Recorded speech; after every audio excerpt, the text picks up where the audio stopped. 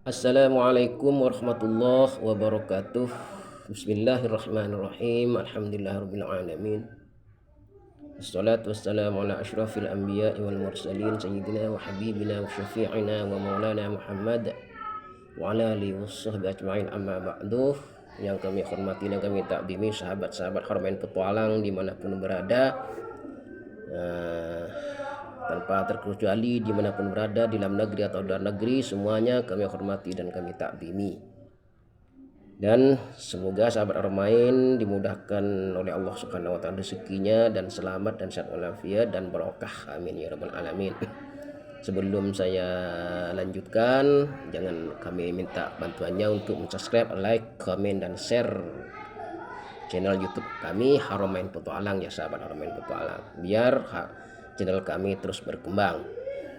Bismillahirrahmanirrahim. Untuk kali ini kami akan membahas tentang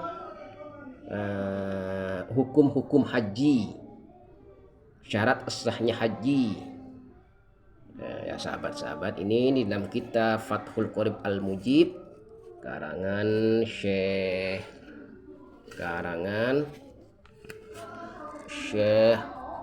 Muhammad bin Qasim Al-Ghaza. Ini kalau Fathul Qorib takribnya, kalau matannya ini Al-Imam Alama Ahmad bin Husain Asy-Syamiri bi Abi Syuja rahimahullahu taala wa nafa'a bi ulumihi ma amin. Dan juga kalau syarahnya Syekh Muhammad bin Qasim Al-Ghaza. Ini sekarang kita baca sebagian dari syarahnya, sebagian dari matanya. Bismillahirrahmanirrahim.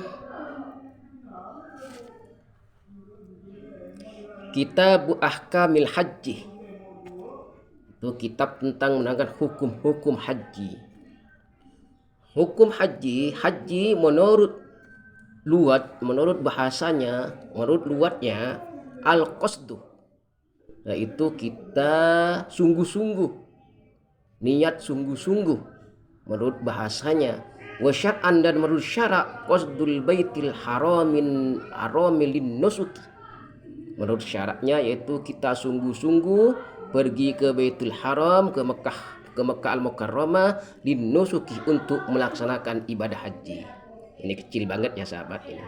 Ini enggak kelihatan sama mata, maka kita berbesar aja ya. Kalau bagi sahabat-sahabat yang agak rabun pakai kaca besar ya, kalau kita pundul ini kecil banget ya.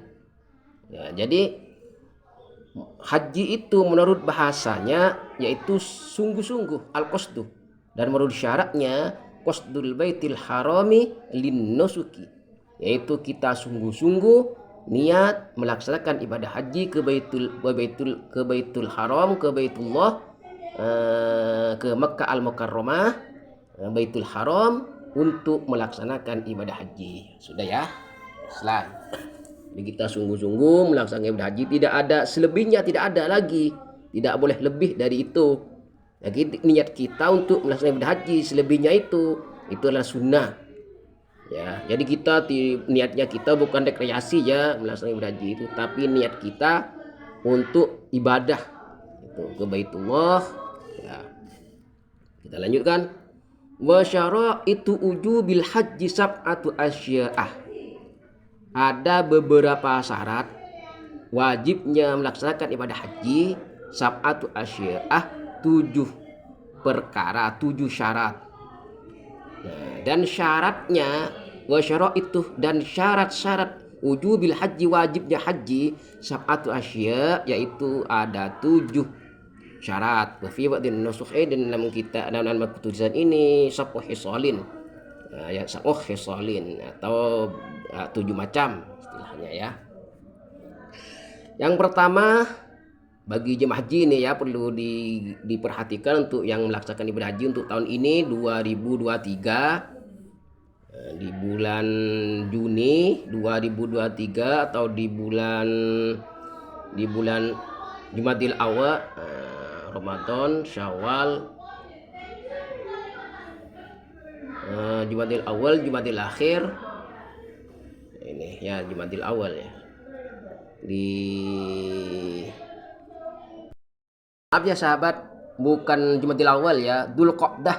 Nah, maka untuk jemaah haji ini di bulan Dzulqa'dah ini sudah ada berkemas-kemas untuk pemberangkatan ke Baitul Haram untuk melaksanakan ibadah haji ya. Bulan Dzulqa'dah ini atau bulan Juni 2023 kita sudah siap-siap untuk melaksanakan ibadah haji. Jadi tadi sudah saya jelaskan tentang haji itu menurut bahasanya dan menurut syaratnya. Nah sekarang syarat-syarat wajibnya haji ada 7 ya macam. Yang pertama al-Islam. Yang pertama harus Islam, harus orang-orang Islam, harus sudah beragama Islam, harus sudah masuk Islam. Sebelum masuk Islam, kalau belum masuk Islam jangan melaksanakan ibadah haji ya. Itu nanti berdosalah kepada Allah, tidak boleh masuki Ka'bah kalau belum masuk Islam. Masuk Islam dulu baru masuk Ka'bah. Wal bulugh dan baligh ini dalam fikih itu kalau yang dinamakan baligh itu anak yang kira-kira umur 15 tahun, kalau laki-laki, kalau perempuan umur mulai di 9 tahun yang sudah keluar mani, itu baligh namanya. Kalau umur 15 tahun belum keluar mani berarti dia sudah dinamakan baligh juga. Biasanya kalau perempuan itu umur 11 tahun, 9 tahun sudah banyak yang keluar mani. Itu ya sahabat. Maksudnya bermimpi lah. Kalau belum bermimpi masih belum baligh. Tapi kalau umur 15 tahun masih belum bermimpi istilahnya, maka tetap dinamakan baligh. Karena sudah dikategorikan baligh kalau sudah umur 15 tahun. Jadi yang kedua baligh kalau anak kecil boleh haji, tidak boleh karena di sini tidak disebutkan. Tidak ada anak kecil, tidak ada kan. Jadi harus bulugh, harus baligh. Kadang sekarang ini banyak anak-anak kecil melaksanakan ibadah haji ya, jangan ya. Tuh, ntar takutnya tidak memenuhi syarat. Jadi iman-iman lah kalau tidak memenuhi syarat. Oh, iman-iman ongkosnya lah. Transportasinya iman-iman karena tidak memenuhi syarat. Karena yang harus melaksanakan ibadah haji itu harus Islam, harus baligh. Kalau kita belum baligh jangan. Itu ya sia-sia lah istilahnya. Tidak sia-sia lah istilahnya, cuman itu dikategorikan sunnah lah kalau karena belum baligh. Yang ketiga wal aqluh dan punya akal. Jadi akal kita harus sehat. Orang gila nggak boleh ya sahabat. Jadi wal aqluh harus sehat, akal, punya akal. Orang gila tidak boleh. Wal hurriyatun merdeka. Kalau budak nggak boleh. Kalau budak jadi bukan budak, harus merdeka. Wal hurriyatu harus merdeka ya. Oke, selanjutnya wa wujuduz zadi dan adanya bekal, adanya uang sangu, adanya bekal. Kita sudah memenuhi syarat di negaranya, sudah membayar puluhan juta, dan juga bekal untuk kita ke Arab nanti untuk beli ini sudah ada, berangkatlah ya. Kalau kita sudah punya bekal lalu kita tidak berangkat melaksanakan ibadah haji, maka kita berdosa ya sahabat. Kita berdosa. Kalau kita tidak punya bekal, ya kita tidak berdosa. Makanya kita harus ada bekal ya sahabat ya. Bekal yang cukup. Kecil banget ini. Warrohelati dan juga wa wujudir rohilati dan adanya kendaraan ya. Jadi kendaraan juga harus ada. Jangan sampai kita jalan kaki ke Mekah. Ini bulan Dzulqa'dah sini kita jalan kaki dari Indonesia ke Mekah misalnya, ya kita bisa gempor lah. Kalau kecuali orang wali lah bisa terbang ya nggak apa-apa ya sahabat. Yang dimaksud ini orang-orang syariat ya, orang-orang yang tidak bisa terbang istilahnya. Jadi harus ada kendaraan, harus ikut pesawat ya, harus ikut ikut bis. Makanya dibutuhkan wujuduz zadi, dibutuhkan zadi di sini, sangu di sini karena butuh kendaraan ini. Itu ya. Walaupun ada kendaraan tapi tidak punya zadi, tidak bisa juga. Walaupun ada zadi tapi tidak ada kendaraan, kita tidak bisa juga. Jadi yang 7 ini sangat berhubungan sekali. Harus ada kendaraan, sangunya sudah ada, kendaraan juga ada, sehat. Bukan kendaraan yang gempor ya sahabat, ntar di atas awan langsung meledak, nggak boleh. Harus kendaraan yang sehat yang benar-benar sudah dijamin oleh pemerintah, oleh militer, oleh para tentara, sudah dijamin bahwa kendaraan ini sudah sehat, tidak bermasalah gitu ya. Lanjutnya wa tahliyatu tariqi ya, juga ya. Tahliyaku sahabat.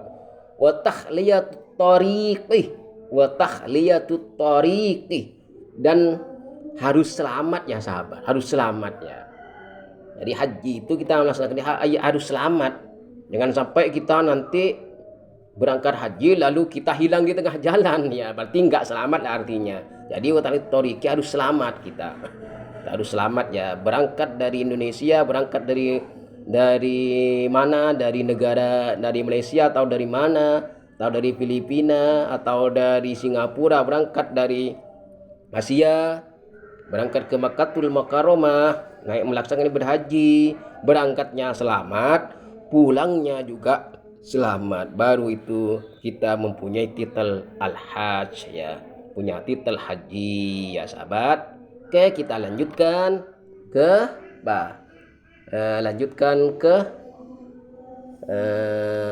apa ini, wa arkanul haji ya. Kita lanjutkan wa arkanul haji. Tar dulu. Oke, kita lanjutkan selanjutnya wa arkanul haji arba'atun. Di sini rukun haji ini yang kewajiban kita ya sahabat ya. Rukun haji arba'atun, ada 4 ya. Ini rukunnya, tadi itu syaratnya. Yang pertama itu syarat wajibnya haji, syarat sahnya haji. Sekarang rukun, ini rukun harus dilaksanakan, kalau tidak dilaksanakan berarti hajinya enggak sah ya sahabat. Jadi rukun itu arkanul haji arba'atun, ada 4. Ahaduha, yang pertama yaitu al-ihramu ma'an niyati. Yang pertama yaitu ihram dengan niat ya, yaitu ihram dengan niat. Jadi kita di mana tempat niat kita, pakai baju yang tidak dijahit, baju kain putih yang tidak dijahit, kayak selendang itu ya sahabat, kayak itulah yang dipakai itu, yang di haji itu kan itu baunya kelihatan kan ya. Cuma itu dipakai kayak sarung itu, tapi tidak boleh dijahit ini ya, kain putih tidak boleh jahit. Ihram itu namanya, kain ihram namanya. Juga niat di situ, pakai ihramnya biasanya itu perbatasan antara Mekah dan Madinah ya. Ada yang niat di mana ya, kalau mukimin itu bisa niat di rumah, tapi kalau bukan mukimin dari negara lain itu ada tempat khusus untuk niat di sana ya. Apa niatnya, apa tempatnya itu lupa saja, antara Mekah dan Madinah itu kita niat di sana. Lalu kita niat kami melaksanakan ibadah haji fardhah lillahi ta'ala, itu niatnya ya. Ketika maka ihram, lalu pakai ihramnya langsung bareng dengan niat kami melaksanakan ibadah haji, ini niatnya ya. Niat kami melaksanakan ibadah haji fardhah lillahi ta'ala, itu niatnya. Yang pertama ya sahabat. Yang kedua yaitu wat tawafu bil baiti. Yang kedua itu bukan yang kedua ini wasalis, yang ketiga ini wasani ya, wasani al ukufu yang di Arafati. Wasani yang kedua, wasani al ukufu bi Arafati, yaitu ukuf di Arafah. Ukuf di Arafah. Jadi kita nanti ukuf di Arafah ini biasanya pada tanggal berapa ya? Tanggal 9. Ada mulai tanggal 8, 9 tanggal 7, 8, 9, 3 hari. Tanggal 7 Dhul Hijjah, tanggal 7 Dhul Hijjah, 8, 9 pulangnya langsung kita takbir di Masjidil Haram bersama itu ya. Wukuf diam aja, enggak usah apa-apa ya. Kalau cuma diam kita percuma aja ya sahabat. Kita zikirlah, baca istighfar kepada Allah, astagfirullahaladzim, atau baca la ilaha illa anta subhanaka inni kuntu minadz dzalimin ya. Jadi kita wukuf diam di Arafah selama 3 hari ini seluruh jamaah haji sedunia berkumpul di Arafah di sini sama sahabat-sahabat. Maka kita harus oleh Allah diajari di Arafah ini betapa banyaknya manusia kelak di padang mahsyar nanti. Sudah diajar di Arafah ini betapa banyaknya manusia. Ini di Arafah nanti ini berapa ribu, ratus ribu, berapa juta manusia berkumpul di sini sahabat. Panas juga ya. Siang malam kita diam di sini selama 3 hari, diam di sini 3 hari aja, tidak usah lama-lama, 3 hari. Nanti sahabat-sahabat Haramain yang ingin tahu betapa sedihnya, betapa panasnya tinggal di Arafah, ukuf di Arafah selama 3 hari.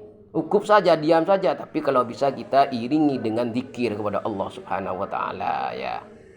Selama 3 hari, pulangnya dari Arafah langsung kita takbir hari raya Idul Adha. Allahu akbar, Allahu akbar, Allahu akbar. La ilaha illallah, wallahu akbar. Allahu akbar walillahil hamd. Jadi kita sudah merdeka, sudah menang. Allahu akbar, Allahu akbar, Allahu akbar. Ya. Itu ada ceritanya itu, takbir itu. Itu ada setan itu menggoda Nabi Ibrahim untuk tidak menyembelih Nabi Ismail. Akhirnya oleh Nabi Ibrahim itu iblis itu dilempar dengan batu, lalu dengan membaca Allahu akbar, Allahu akbar, Allahu akbar. Dijawab oleh Nabi Ismail, la ilaha illallah, Allahu akbar. Lalu dianu lagi oleh Nabi Ibrahim, oleh malaikat Jibril atas Allahu akbar walillahil hamd dari atas langit. Ya, Allahu akbar walillahil hamd itu malaikat Jibril itu dari atas langit dengan membawa kambing ya sahabat. Kambing dibas. Jadi Allahu akbar, Allahu akbar, Allahu akbar itu Nabi Ibrahim melempar iblis dengan batu dengan membaca takbir Allahu akbar 3 kali. Lalu Nabi Ismail menjawab, la ilaha illallah, Allahu akbar. Lalu malaikat Jibril menjawab dari atas langit, Allahu akbar walillahil hamd, kata malaikat Jibril. Oke, lanjutkan kita sahabat, gak aku cerita ini ntar enggak selesai ini. Yang ketiga, wa tsalitsu at-tawafu bil bait. Tawaf di Baitul Haram di Ka'bah, mengelilingi Ka'bah sebanyak 7 kali putaran. Ya, labbaik Allahumma labbaik, labbaik la syarika lak labbaik, innal hamda wan ni'mata laka wal mulk la syarika lak. Ini membaca tawaf ini ya. Baca ini talbiyah namanya. Di waktu tawaf ini bukan membaca lagu daerahnya, bukan membaca apa ya, sahabat-sahabat, jangan baca Pancasila, jangan ya. Jangan baca tawaf, baca talbiyah. Memuji, talbiyah ini apa artinya? Memuji-muji Allah. Labbaik Allahumma labbaik, labbaik la syarika lak labbaik, innal hamda wan ni'mata laka wal mulk la syarika lak. Labbaik Allahumma labbaik, labbaik la syarika lak labbaik, innal hamda wan ni'mata laka wal mulk la syarika lak. Selama 7 putaran baca labbaik ini, talbiyah ini ya sahabat-sahabat, sampai selesai ya. Oke, lanjutkan. Yang keempat, warabi as-sa'yu bainas Safa wal Marwah. Jadi yang keempat itu yaitu kita sa'i antara Safa, Gunung Safa dan Marwah. Apa yang dibaca sama juga sa'i, cuman ini lari-lari kecil ya sahabat. Sa'i ini ceritanya antara Nabi Adam dengan Siti Hawa dulu 300 tahun ya, 300 tahun 70 tahun beliau oleh Allah dipisah, lalu bertemu di Gunung Safa dan Gunung Marwah.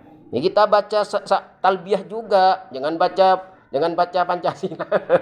Jangan baca lagu daerahnya ya. Jangan baca yang lain, jangan baca halu-halu Bandung ya. Tapi baca talbiyah untuk memuliakan ya sahabat. Nanti kalau sudah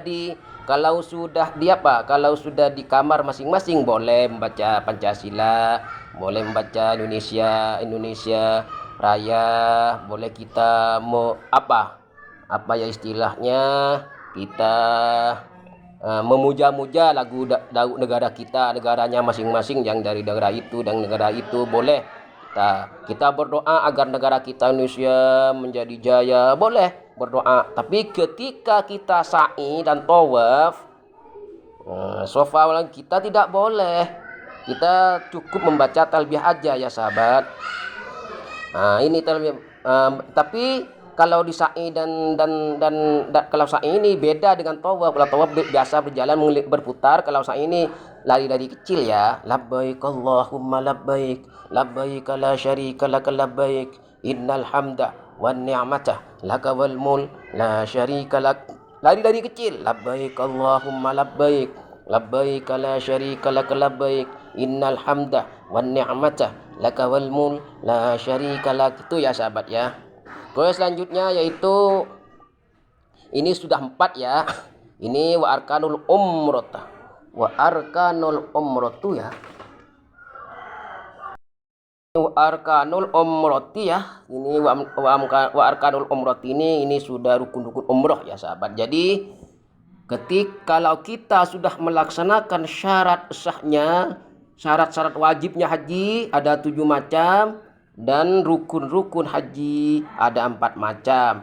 Syarat, kita simpulkan syarat haji yang pertama, syarat wajibnya haji yang pertama ada 7 macam. Yang pertama yaitu Islam, balik, punya akal dan merdeka, bukan budak ya, dan ada sangu, ada kendaraan walayati dan selamat, watah toriki dan selamat dalam perjalanan.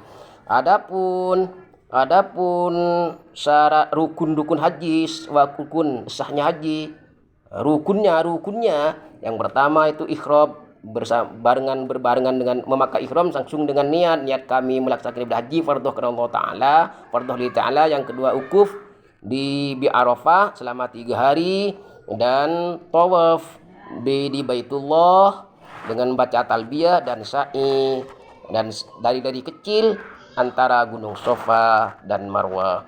Selesailah sudah pembahasan haji pada sore hari ini.